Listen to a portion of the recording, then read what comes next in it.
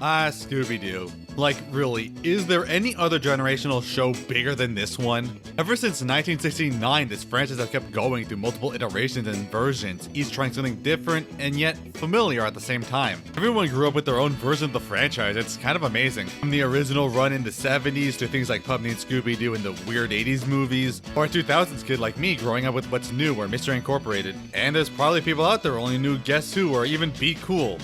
Yeesh. And hell, it's still going strong with its next announced series selling like a mix of 13 Ghosts and Yokai Watch, which, oh my god, this might be my new favorite Scooby-Doo thing ever. Now, normally I save Scooby-Doo for Halloween, like I did in my previous video covering those weird 80s movies, but it did bring up a question. How many of these movies had weird continuity discrepancies, where it's hard to figure out where they lie, if they're in continuity to the main series, or just weird isolated continuities? And it made me think of all the times these Scooby-Doo media have directly referenced each other or feel so blatantly disconnected. Is there a Scooby-Doo timeline we can map?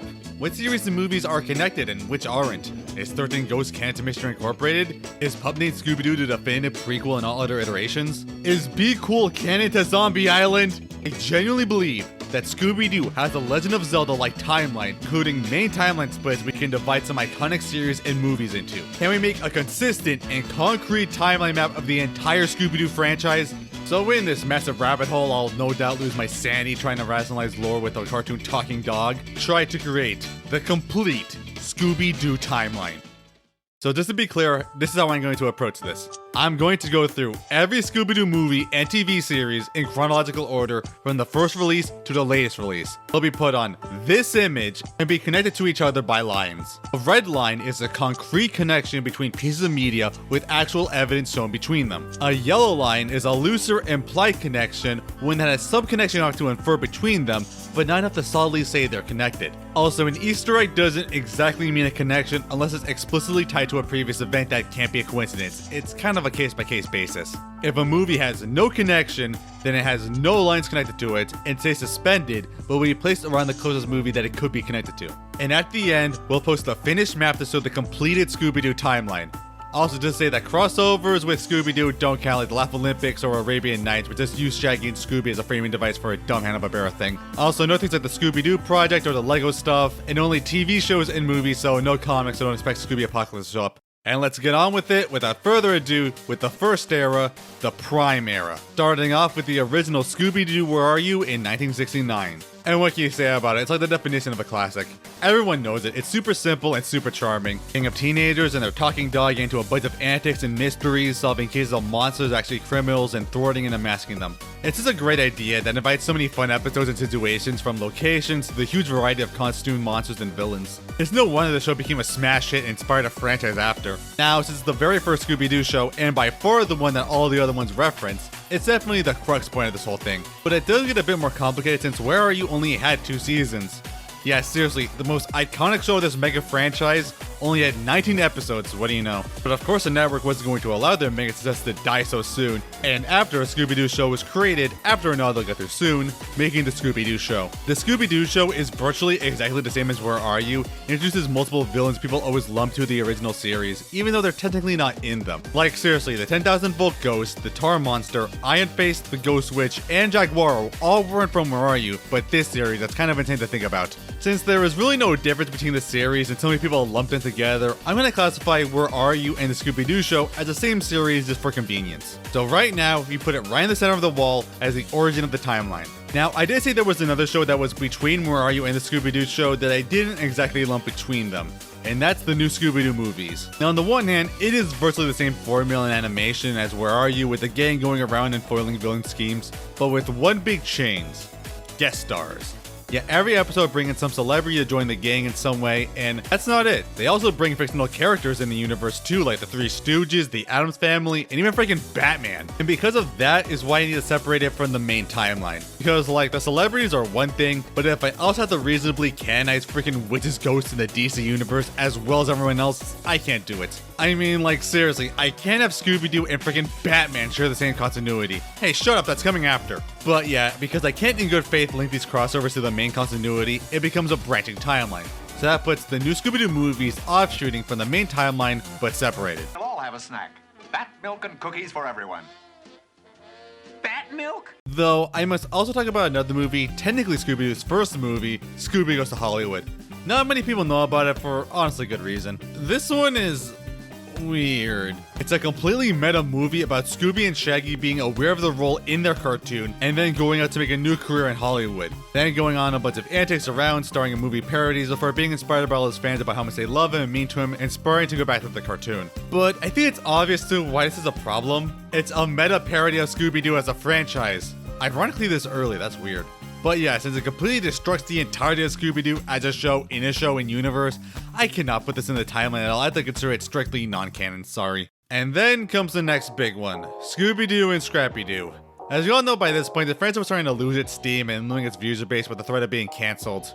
Kind of ironic considering the movie. Probably should say, Scooby-Doo, we don't need you. And like a lot of shows, they threw in a Hail Mary, introduced a new character in this, being Scooby's nephew, Scrappy-Doo, would eventually become one of the most hated characters in this series and honestly animation in general. Now, again, I do think that Scrappy-Doo's hate is pretty overblown and mostly caused by the trope of blaming the new overhaul for the downfall of his show than the show's quality. And of course, James Gunn using it as the villain in the live action movie. And to be fair, Scrappy did work. It got Scooby-Doo renewed and it did work out fine as a new dynamic in the show for a while. However, that whole saving the show thing did get an unfortunate turn where I guess the executives decided that, hey, Shaggy, Scooby, and Scrappy were the actually important characters in the show, and then just dropped all the other characters in the mystery element. And you might ask, wait, that's like literally the whole show, what are they gonna do? The answer to that is just antics. A lot of antics. I guess the writers threw up their hands and stopped caring and decided to write with the most convoluted, most inane random plots I can think of that have absolutely nothing to do with the show. Werewolves, genies, aliens, magic. Well, not at this point, they had 99 episodes to write, who cares? It really was probably the lowest point in the franchise and potentially why Scrappy is so hated, or at least a big contributor. And yeah, I'm not kidding, they made 99 of these. Well, 33 episodes of 3 segments, but still a lot. Also, there's a stupid cowboy spin-off with Scrappy and bootleg Shaggy and Scooby. I'm not counting that as canon, I refuse. It then got another series, the new Scooby-Doo and Scrappy-Doo show, where I guess the writers finally wised up and brought back Daphne as the mainstay to try and ground the show again. It's weird because Daphne kind of didn't do anything in the original show, and ever since then the franchise has struggled with what to do with her. But making her the smart, grounded one instead of bringing Velma back is weird. This was a big improvement, finally letting loose of the bonkers anything goes type style of the previous show, returning a lot more to its roots, with Daphne basically taking the role of Fred and Velma. And it also does establish that the other mystery gang members are still around and seemingly moved on with their lives, which it's kind of what happened in Zombie Island, which the gang has become unsatisfied with their original series mysteries and split up as adults. So, is this canon to that? Oh boy, that's a lot to think about, but we'll get there eventually. But yeah, this is where the original series was leading up to, and it's undeniably a continuation. But this does make an important difference, as while most Scooby-Doo series love to reference and bring up Where Are You and the Scooby-Doo show, nearly every show is hesitant to even acknowledge this one, likely because of the backlash and hatred of Scrappy-Doo and pretend that he doesn't exist. But still, let's put it up on the map right after Where Are You. And then, to round out this part of Scooby-Doo history, we get the most out-of-pocket Scooby-Doo show of the era, 13 Ghosts of Scooby-Doo. Scooby-Doo will occasionally branch out from its mainstay formula, for better or for worse, and this was arguably the first. Not counting the bonkers era Scrappy-Doo, but that's more just show degradation than a new setup. This show drops the mystery formula for a new one, where Shaggy, Scooby, Scrappy, and Daphne travel to the Himalayas, where they accidentally open the chest of demons, unleashing horror sealed onto the earth, and are tasked by the sorcerer Vincent Van Ghoul, played by Vincent Price himself, to seal back the 13 main ghosts in the chest with help from a con artist kid named Flim Flam. Yeah, it's pretty wild, but you know what, after so long, let's really try something out there and creative. Just go all out on it. It's actually a really fun and unique Scooby-Doo show, full of cool ghost antagonists with all sorts of crazy designs and powers and new locations and set pieces. Unfortunately, for how creative and fun the series was, it only got one season, and the story never actually got a conclusion, since they never actually cast the 13th ghost. And it's like, damn, if only Warner Bros. Would finally give fans of this show a chance to resolve this show's story in a loving and caring way that makes everyone satisfied.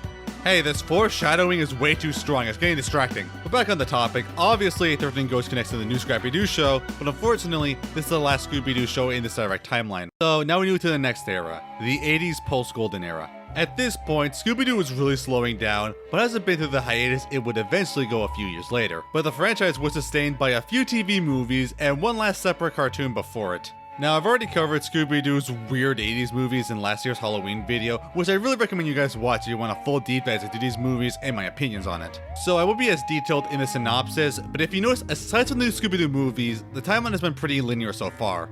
Now this is where things start to go all over the place, like buckle up, from here on it's gonna be a ride. Starting with Boo Brothers. Now, I would say that this movie was about Shaggy, Scooby, and Scrappy going to Shaggy's deceased uncle's house to find his lost treasure he left for them, but that's not the plot. It's half a dozen side plots going on at the same time while the titular characters only do anything every 10 minutes. I'm not kidding, this movie has more padding to it than Chevy Chase in the pillow fight episode of Community.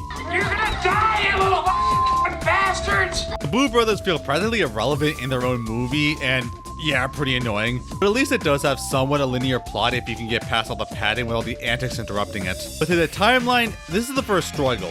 It has no actual apparent ties to the franchise, no mention of the Mystery Gang or what they're doing. The only real root to this is Scrappy-Doo existing, so it has to be somewhere around this. Since Daphne's not seen her mentioned, it seems like this was before she became a mainstay in the new Scrappy-Doo show. Shaggy is wearing his red shirt, which could imply that it's actually after 13 Ghosts. I kinda doubt it. I think Shaggy's shirt color is enough to canonize it. Besides, there's no way you'd be this okay with Ghosts after that. With the plot being how it is, it honestly fits right into a Scrappy-Doo show episode, which is the three of them dealing with antics that are also paranormal, and I feel that's where it best is. So I'm gonna put it with a yellow line through the Scrappy-Doo show. Next is Cool School, the fan favorite and my own favorite from this era. Now, I got a bit of flack for including it in the Scooby-Doo movies no one talks about video, and while I do agree it was a bit exaggerated, I still think it's fair since Cool School is a part of this bunch, and come on, no one talks about Boo Brothers or Reluctant Werewolf on their own, so I think it's warranted. But yeah, I love this movie. I love the Grimwood girls. They're so fun and sweet. Love Shaggy and Scooby's relationship with them, trying to train them up and win the volleyball tournament, even if it does kind of take a sudden plot change to stopping an evil witch from brainwashing them as their minions. It's super charming and enjoyable and great for Halloween. I really do recommend it. And I also seriously wish the franchise would dig them back up and do something new with them, but granted with mine Scooby-Doo, maybe it's for the best. But for a timeline inclusion, this is another tricky one, since again there's no direct inclusion of canonicity, practically the same as Boo Brothers. Aside from this one, this is something I noticed, but if you pay attention, the truck Shaggy uses throughout the movie is actually the same exact truck he uses in 13 Ghosts. And no, it's not just asset reuse, as Boo Brothers, which came before, had Shaggy using a completely different truck. So this is an intentional callback to 13 Ghosts, which pretty much confirms that this takes place in that continuity. It's actually not even on the Scooby-Doo wiki, someone should add that. Now, it's up in the air if it takes place before or after it, but I like to believe it's after. So they caught the 13 Ghosts off screen, and Shaggy and Scooby had enough of the spooky stuff and thought to just take a job for a few months as coaches, and that's why they're so terrified to run into real monsters again, despite the girls looking so unthreatening. But after they moved past their fears they got, and learned to love and respect the girls as helpful monsters, it's adorable. This whole thing was one of the reasons why I wanted to make this video, since I noticed the connection and thought it was interesting that they're technically connected. So yeah, I'm gonna put a direct link between 13 Ghosts and Ghoul School. So I guess it's not perfect since there were also real monsters in some of the previous Scrappy-Doo episodes, like where they help out the Halloween monsters for freaking Zatanna here, but who cares, none of those seasons made any damn sense anyway. Oh yeah, also OKKO, forgot they reappeared there.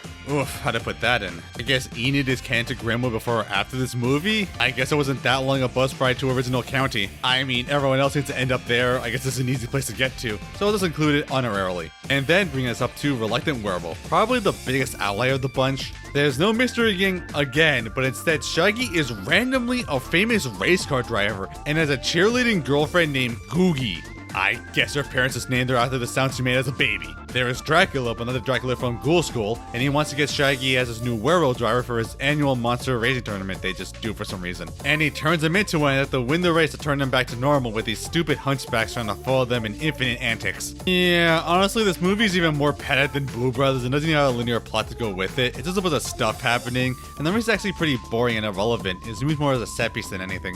They didn't take advantage of the race, and it's only just wacky races, but not as good. But it made it difficult to find anything to connect it to in the timeline. Like, at all. This doesn't feel connected to the Scooby-Doo franchise at all. Shaggy is randomly a race car driver, and Googie's treated like she was always there. In the video, I also theorized that it's an entirely different universe. Sabella never existed, so Dracula remained a crueler person. Shaggy never met the Mystery Gang, and instead focused his career as a racer. Scrappy would have joined either way because of Scooby. And he got Googie as a girlfriend who was never mentioned before or after this movie. Like, really, this feels like a completely different universe with Shaggy, and since absolutely nothing connects to the main timeline, I think I have to separate this from canon as a separate universe. So, with reluctance, it gets separated on the wall with items connected in a non-canon space. And the last part of this era, and the last Scooby-Doo thing for nearly 10 years after, the beloved A Pup Named Scooby-Doo. This followed the vilification trend that happened in a lot of franchises at this time, most notably like with Muppet Babies, but this one is one of the most memorable. Basically acting as a prequel where you had the Mystery Gang as kids also going on mystery adventures fighting costume foes. And no Scrappy for once, but then again he literally wasn't born yet. It also confirms their hometown as Coolsville, which many other series would use as their town again. Now, this cartoon is notable for being the first in a long time to have the full Mystery Gang back together and solving mysteries, which is weird how it's so notable that it's like the old Scooby-Doo show, but of course is a lot more over the top and cartoonish. But it's still a lot of fun, has some good gags and jokes. Solve cases. Good idea. We interrupt A Pup Named Scooby-Doo for this special announcement. Freddy had a good idea. It's a miracle! You know, some of the characters like Daphne being a sassy rich girl and Fred being an over-the-top conspiracy theorist having a massive burning hatred for this kid Red Herring he always blames for the crimes. And you know, they should have brought him back in later iterations. I need to see a grown-up Fred and grown-up Red interact and get in a fist fight. I need to see that happening. But for the timeline, it's clear it's a prequel to the original series years before the original show, so it directly connects to Where Are You as a prequel series. And it is kind of a good thing the series ended on a somewhat good note that a lot of kids remembered and loved, away from the messy, scrappy years. But it would be practically several years before the next Scooby-Doo thing, and then bring up possibly the most important media after Where Are You, Scooby-Doo on Zombie Island, starting the next period, the Renaissance era. Apparently, due to the popularity of reruns on Cartoon Network, the show started to regain a lot more attraction than it once did, leading Warner to develop a direct-to-DVD movie for the property. With Warner hands off, it made the staff have a ton of artistic freedom with the work and making it by far the most daring and advanced piece of the franchise, creating the classic Scooby-Doo on Zombie Island. This film can be single-handedly regarded as reviving the Scooby-Doo franchise like everything that came after is because of this movie's incredible reception. And yes, it earns it. It has the legitimate horror atmosphere brought to life with brilliant cell animation that looks so damn gorgeous. It's also a bit of a meta take on the franchise, as it follows the gang years after Where Are You, where they became disillusioned with solving mysteries and split up on their own lives just to join together to try and find one last paranormal mystery, and seemingly find it in Moonscar Island, with legends of pirates haunting the pirate plantation. And despite trying to find a reasonable solution, the gang isn't able to answer the legitimate spooky happenings until they're literally stuck in a zombie invasion running for their lives. It's so gruesome, so intense, and it's so awesome. This movie isn't paced like a Scooby-Doo movie, but as a legitimate one. It has genuinely great writing and lore, and has actually interesting and dynamic twists. It's one of the most out there Scooby-Doo movies, and it barely even feels like a Scooby-Doo movie. And yet it's practically the best. However, you might have noticed, this is a huge detraction for the rest of the show. The gang are all back as adults, and Scrappy doesn't seem to exist or have existed at all. The movie practically ignores his existence and everything after, what he did in any paranormal events outside of Where Are You, only all being crooks in costumes. So, that's a timeline split at Where Are You in the opposite direction, which legitimately makes me believe in the split timeline. Scrappy is the key to this. There's two timelines. One where after Where Are You, Scrappy is born and joins with Scooby and the gang, where they get a new steam with the new dynamic in the group and eventually split up, but Shaggy and Scooby still have to take care of him and go into antics and eventually meet the paranormal. But then there's a time where Scrappy was never born and the gang got disillusioned much quicker, never finding any paranormal events and splitting up to their different careers. Like, this weirdly makes sense. I'm not kidding when I said there was evidence of a whole Zelda timeline, but instead of Link defeating or falling to Ganon, it's if this puppy with the voice of a grown man was born or not. The Scrappy factor, if you will. So this timeline split, I'll dub the Puppy Power timeline and the Scrapless timeline, where the good chunk of the next series will take place in. With the massive success of Zombie Island, of course the studio tried to make another one to follow it up, leading to the classic Witch's Ghost. This one is also a classic and super beloved in the fandom for good reason. It was the topic of my first Halloween video, and how perfect it was for the holiday season, and yeah, it really is. This movie is soaking in autumn aesthetics, I can't get enough of it. Not to mention the great new characters like Ben Ravencroft, played by Tim Curry, and of course, the Hex Girls. These awesome goth girls are one of the few characters to repeatedly come back in multiple Scooby-Doo iterations for good reason. They're fan favorites and so damn cool. And of course, the mystery was great too, having one of the best climaxes of the franchise with the awakening of the real Sarah Ravencroft, with such cool, fun, and over-the-top ending like, oh my god, this movie is so good! Like, seriously, it's one of my favorites. Now, at first, aside from this being the next movie after Zombie Island having similar aesthetics, it doesn't have too much directly to do with that movie to call it connected. But there is one. Ben is seen reading the newspaper depicting the mystery gang foiling the moat monster, which was the opening scene of Zombie Island, before using them to get him to help him, confirming the two are connected. Even though they're wearing their post-solving gear for that. Maybe there was another moat guy after, there was a pretty long time skip. But either way, Ben would want their help after they went back to mystery solving.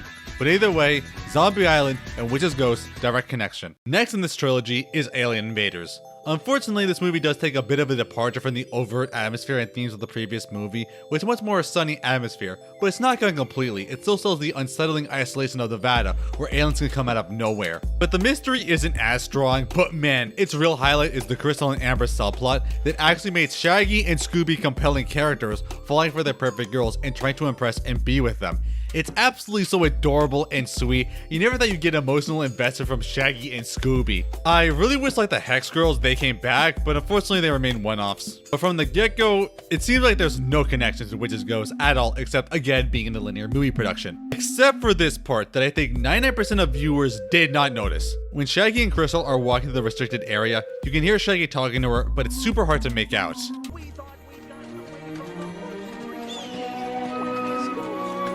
But if you listen closely, he's saying, "We thought we got away from those first three witches when this ghost." This is a direct callback to Witch's Ghost when the two first met the Hex Girls, terrified that they're witches and ran away from being the fake ghost of Sarah Ravencroft. So this is a direct reference to something that happened in Witch's Ghost, confirming, yes, it did happen before. It's a great touch. Though, how did the rest of his story go?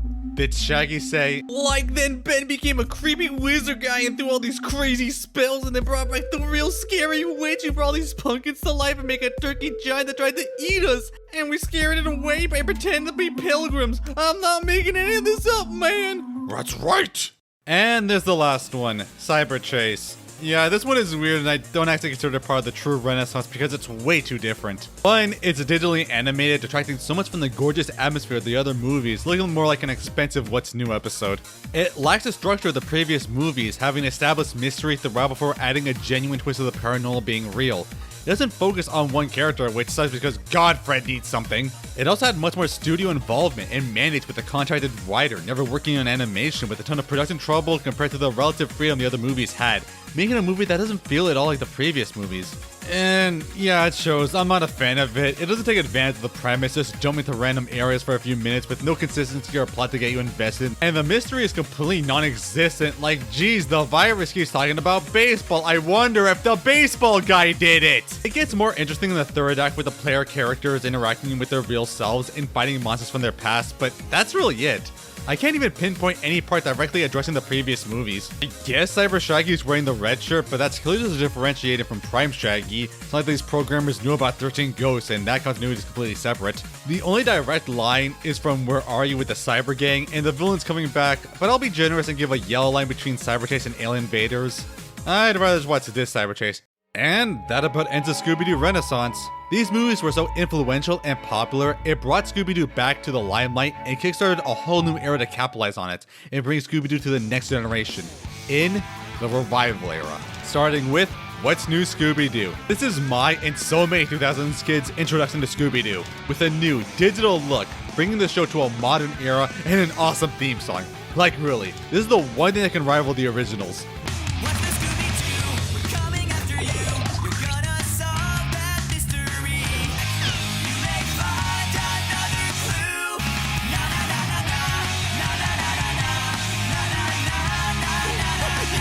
And yeah, it was a true back-to-form show, bringing the characters and formula back since the Where Are You era. It's pretty enjoyable and fun, and a decent introduction to the franchise. Even kind of expanding on things like basically turning Daphne to MacGyver, making anything from her purse, which is a more reasonable role for her than a lot of the other later series tried to do. Also playing around with the established stuff, like giving Mystery Machine lore and making Mutant Kaiju Shaggy one of the villains. I actually really like this episode. But to continuity, it has quite a few connections. One is the first time the Haskell's came back with a new mystery, knowing the gang, it was cool that it took place after Witch's Ghost, and the trio made it big. Unfortunately, their designs aren't as cool. So it's a direct connection there, but it's up in the air if it connects with Cyber Chase, so I'll put a yellow line. As well as that, there's the episode A Terrifying Run with a Menacing Metallic Clown, what is that title? Which had a great premise of Shaggy and Velma trading roles as the solver and the coward, another great use of mixing things up with the established work. Scooby and Velma will act as bait. Would you do it for a Scooby snack? Daphne, I may be scared, but I'm not desperate. Fine. Will you do it for a set of new encyclopedias? But more importantly, they show a flashback to their pup named Scooby-Doo iteration, which has a direct callback to it, connecting it firmly on the timeline as well. Great inclusion. Now, What's New did spawn in a ton of direct-to-DVD sequels, but I am missing something important. The live-action theatrical movies. They play just as much, if not even bigger part in reviving Scooby-Doo than What's New, and they need to be addressed. Now, these are weird. They're a more cynical, meta, and kind of raunchy take on Scooby-Doo, which I don't really like, and if anything proves why I don't think it's a good idea. These are such iconic characters, it's like we tried to make SpongeBob raunchy, it just doesn't work.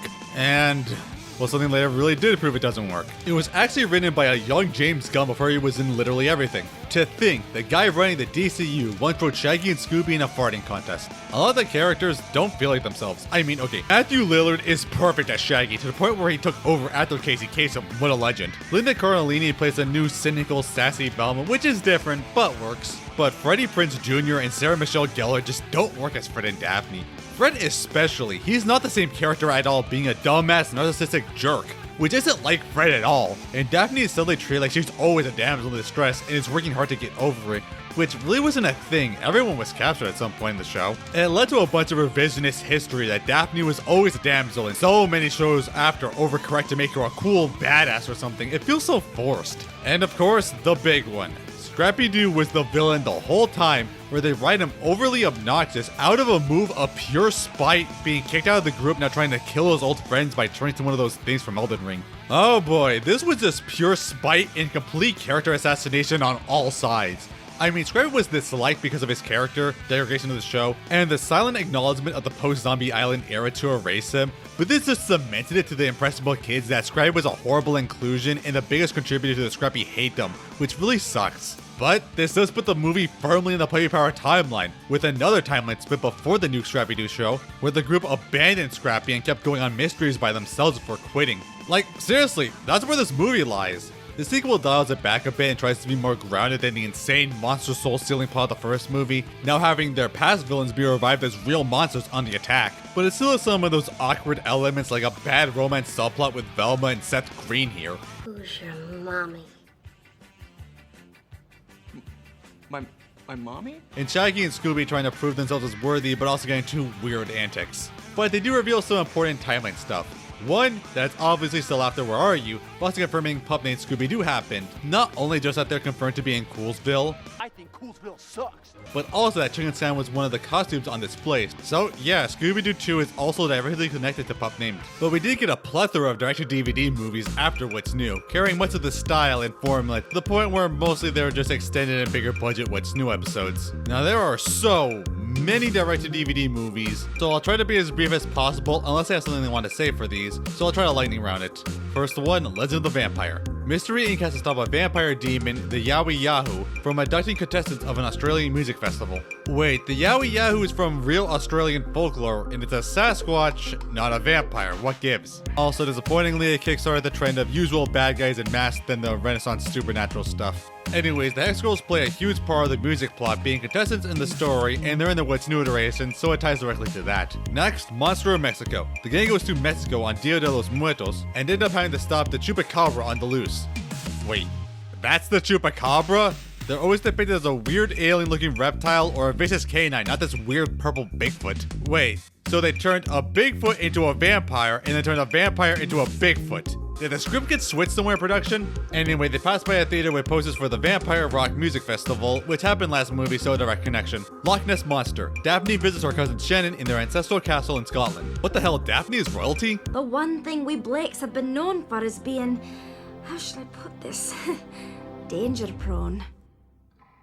What? And have to stop the Loch Ness Monster for ruining it and the annual games. Now, some things return like Natlas from What's New, but there's not much that connects to the previous movies, so I'll have to give it a yellow line. Aloha Scooby-Doo. The gang's trip to Hawaii gets interrupted by a vengeful tiki god, Wiki Tiki, which is maybe the dumbest name I've ever heard. There's a forward no solid connection, yellow line. Scooby-Doo, Where's My Mummy? The gang are in Egypt, fighting off grave robbers and dealing with the ghost of Cleopatra's curse. Also, a weird lost city of Egyptians and a giant robot scorpion for some reason. Now, I will admit, one thing I love about this movie, spoilers if you really care, that the one behind it was actually Velma, taking the cue from their past foes to become a scary monster trying to keep grave robbers from robbing the tomb. I actually think that's a fun idea. Unfortunately, no connections, yellow line. Pirates Ahoy. I remember this one aired on Cartoon Network a few times. Mystery Inc.'s cruise to the Bermuda Triangle goes awry when zombie pirates take over to find the lost treasure. Also, this confirms Fred's parents. If you watch Mystery Incorporated, this will mess you up. So, different timeline. But no direct continuity unless you got Shaggy saying this is a reference to the other movies, but it could just be a blanket term. Or just the reused assets from what's new.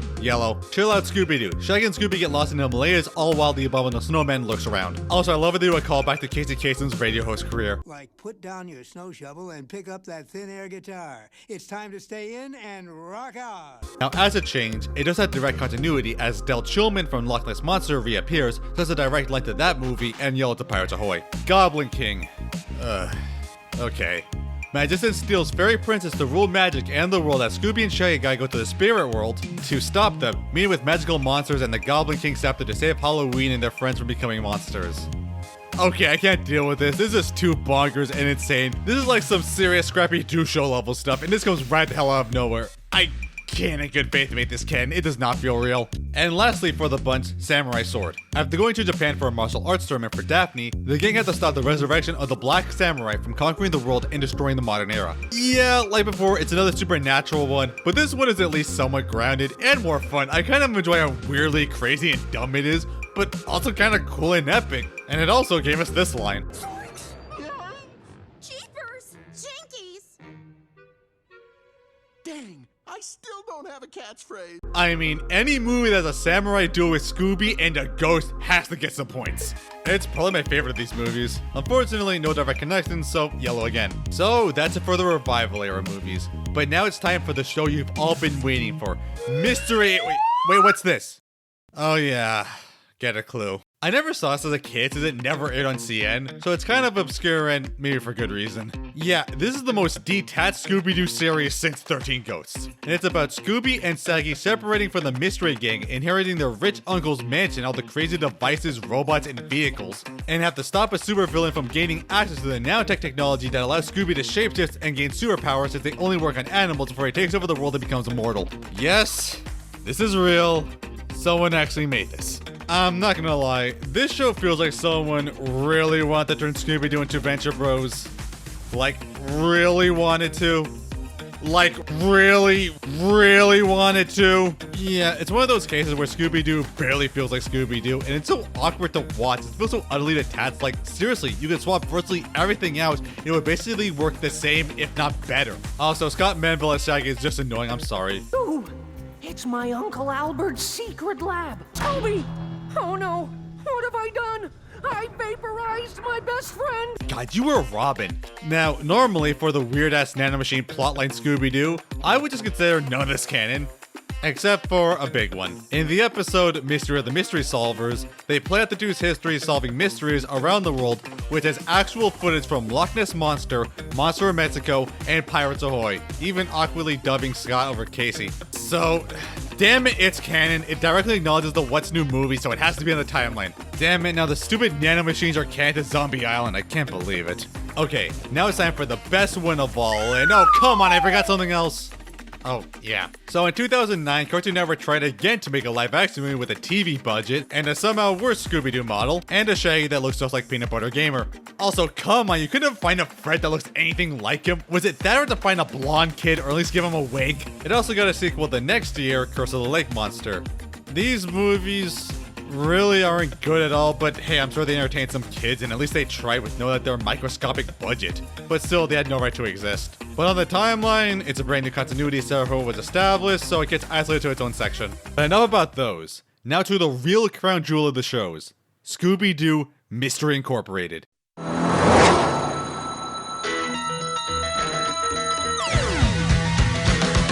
This series does not feel real. It feels too good for Scooby-Doo. The animation, spectacular. There's amazing color, shading, lighting, movement, angles, designs from the art of Derek J. Wyatt, one of my artistic heroes. This has an actual, interesting, serialized plotline, like there's an overarching mystery and plot that's genuinely engaging and fantastic with so many twists, reveals, and turns. The theme's darker and engaging, by far the darkest and most gruesome Scooby-Doo theme since Zombie Island, and yet still lighthearted. But you've got a job as a teacher. Why do you need more money? Oh. Some of the best, scariest, well-designed monsters and antagonists in the series. The characters are actually interesting and dynamic and have legitimate arcs. This show made Fred the most interesting character. Think about that. It even gives an explanation on why Scooby can talk. Seriously, this show is so spectacular, and I think it's the most you can do with the Scooby-Doo series. Hell, I think it's held back being a Scooby-Doo series. It more than deserves its reputation and stands firm being my favorite series. But through the timeline, Mystery Incorporated actually clearly states its place. It takes place in Crystal Cove, not Coolsville, so it's not canon to Pup named. But they established the Mystery Gang as a museum dedicated to their past mysteries, showing a good chunk of the Where Are You rogues. But also, in the episode The Siren Song, they confirm 13 ghosts happened, with Daphne remembering Flim Flam. 25 to life is a long stretch, even for a pre-teen con artist. God, that's brutal. But they also acknowledged Scrappy existed, even if just for another crappy dig. Haven't seen. Look away, Daphne. We all promised each other that we would never speak of him. Not ever. But hey, this confirms that Mystery Incorporated is in the Puppy Power timeline, and that takes place after 13 Ghosts, though no relation to Ghoul School. But wait, Vincent Van Ghoul also appears, but he's not a powerful warlock, he's a washed-up actor in horror movies. Huh? Wait, so then they can't be the same character. But yeah, you confirm Flim Flam and Scrappy? So, what happens? I didn't account for this. What happens when the show confirms and then retcons the show at the same time? Like, really, what do? I can't juggle this. Maybe he lost his power? Brainwash Shaggy and Scooby? Is this another guy who took his identity? But wait, shouldn't they remember him? Ugh. I don't know what to do. I guess I'm gonna make a new connection to this. I gotta make an orange line between this and 13 Ghosts for a direct continuation and a big retcon at the same time. Yeesh.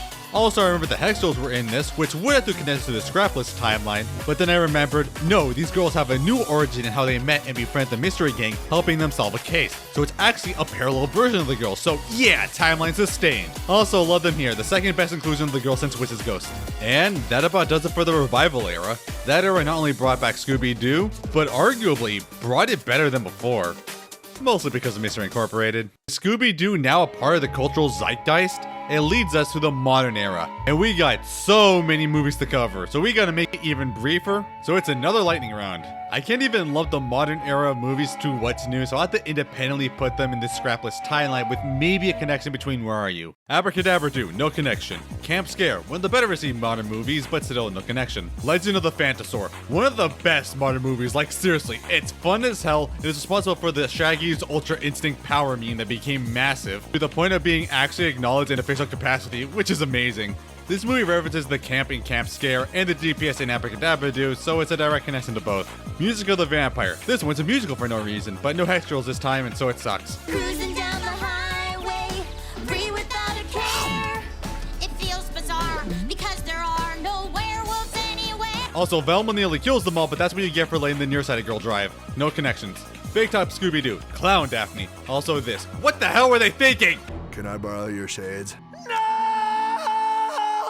Just relax. I was just asking. Brief Easter egg to Phantasaur, so I'd say it's connected with a yellow line. Blue Falcon. Stop trying to make the Blue Falcon cool. He's not cool. Mystery Incorporated did it best. Also, come on, Hanna-Barbera Cinematic Universe, that's stupid. It does have some Easter eggs, but not enough to make a solid connection. Adventures of the Mystery Map. What is this Muppet? Does this even count? I don't know, but it's directly referencing Pup named Scooby-Doo, so I guess I get the spot. Stage Fright. I really love this opening theme so much.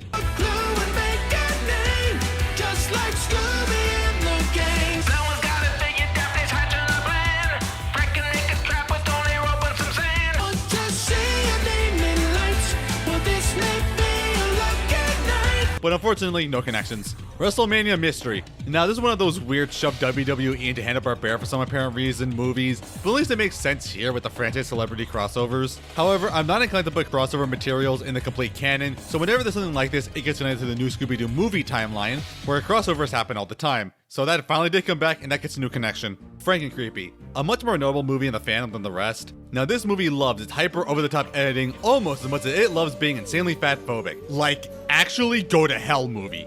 the franchise constantly tries so hard to make Daphne more than a shallow, vain damsel character by forcing, no, she's a badass stuff. But when you literally have her curse to get rid of what means most to her be, oh no, I'm not convincingly attractive anymore, you destroy all of that and practically just reaffirm she is just as shallow as ever, so good job. Also, yeah, impressionable audience and girls with body issues, if you're overweight, you're ugly, and your life is ruined. What the hell were they thinking? I'm hideous! Look at yourself. You're beautiful. Really? No. But aside from that, I have a love-hate relationship with this movie because I love so much of its atmosphere, theme, and editing, trying something new, but the plot is all over the place and it goes so hard to force, no, this was all normal, all of it. That would be more believable if it was magic. Like, this actually broke me trying to comprehend it. But, spoilers, I guess. It turns out that behind it all was actually a good chunk of their older enemies from Where Are You coming together to get revenge in this convoluted scheme. So yeah, concretely after Where Are You? Moon Monster Madness. One of the most out there plots having them go to a moon colony under attack by a xenomorph. This is the most active sci-fi Scooby has gotten, and I love it. Some of the best backgrounds and designs of the franchise. Leagues better than Cyber Chase. Unfortunately, no connections. Okay, let's take a break from the movies and go into the next TV series that came out. I mean, after Mission Incorporated has to be good. Oh, sweet lord! Yeah, Cool Scooby-Doo has the reputation of being the worst Scooby-Doo show with astronomical levels of hatred from the art style alone, with people calling it Family Guy Scooby-Doo. And yeah, I can't deny it there. It does mimic that cheap adult cartoon look with the characters so flat and caricaturized. It seems off. Like, seriously, take any shot with supporting characters and it looks like some one-season Adult Swim garbage. Not to mention coming so soon after Mission Incorporated, that's unfortunate. But it started to get more appreciation when people moved past that, notably for its great comedic writing. And yeah, it definitely has some good moments. It's basically a death trap of higher education. Higher education? Geez, Scoob, your electrical engineering degree is coming in handy. Finally. You have the right to remain silent should you choose to be tried as a mime. I'm such a smart boyfriend! Knock it off, Blake! I'm a goth. A goth? How do we defeat it? No, goths are a subculture that began in the 1980s with the goth rock scene. It's kind of like a Scooby-Doo post, arguably perfect for the modern era. If it didn't have the off-putting style, no doubt it would be better received. Though it does also have that we don't know what to do with Daphne problem too by making her just overly quirky.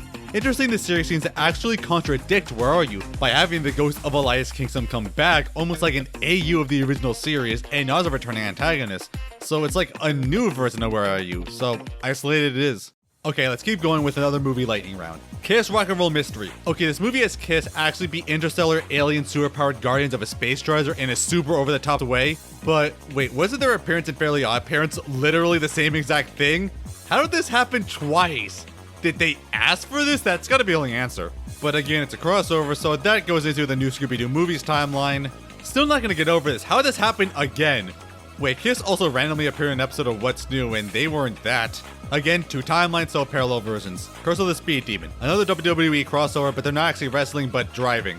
Are wrestlers known to drive? Should they have crossover with NASCAR for this? At least Top Gear? Anyway, this does directly connect with WrestleMania Mystery, so direct connection. Shaggy's Showdown. Disappointing Western. But Fred mentions Camp Little Moose from Camp Scare, which is a long callback, but hey, direct connection. Batman the Brave and the Bold. Yes, this randomly crosses over with the Batman the Brave and the Bold series long after it ended.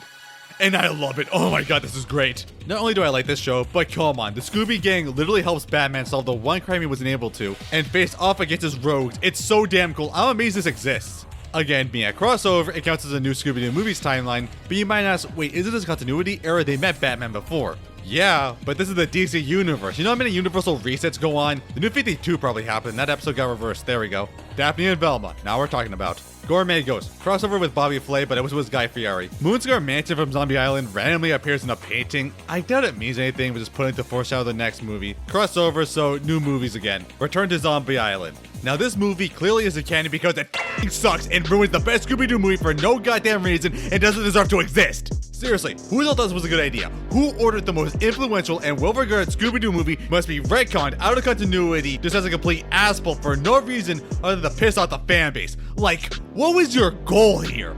modern Scooby-Doo, for some godforsaken reason, has decided that the paranormal just doesn't exist at all, and does everything in its power to establish that, aside from the entire franchise revolving on a walking, talking dog. And you know, it's fine enough when you just make a movie like that, even if it gets stale super quickly, but when you literally go out of your way to ruin other movies, you go straight to hell. The most loved, influential, and respected media have paranormal elements, and this is the biggest insult to it ever.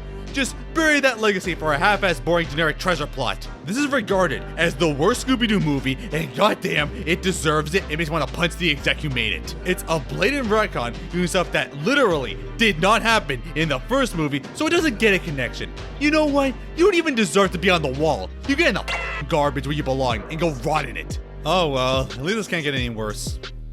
Curse of the 13th Ghost. So, remember how 13 Ghost fans never got a chance to see the series end? Well, now they did over 30 years later. It brought back Vincent and Flim Flam too, now as an adult. That was nice of them. Man, are they gonna give it any dignity? Nope, you get another retcon. Apparently, all of that stuff from the show wasn't real. Everyone just hallucinated that shit because of Himalayan swamp gas. Isn't this good? Is this what you wanted for a conclusion to this story? For it all to be retcon that it never happened?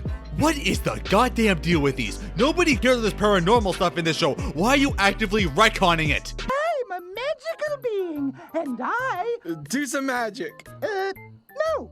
You might as well just not continue if you're gonna try and actively ruin it. Is there just some guy in the office who despises anything paranormal and throws a fit if it's around? Like, Cool School's a beloved movie with magic, and a retcon that it was a normal boarding school and Scooby and Shaggy were just tripping because someone spiked the Halloween punch. These movies are complete insults to the franchise and are the worst of the worst the series offer.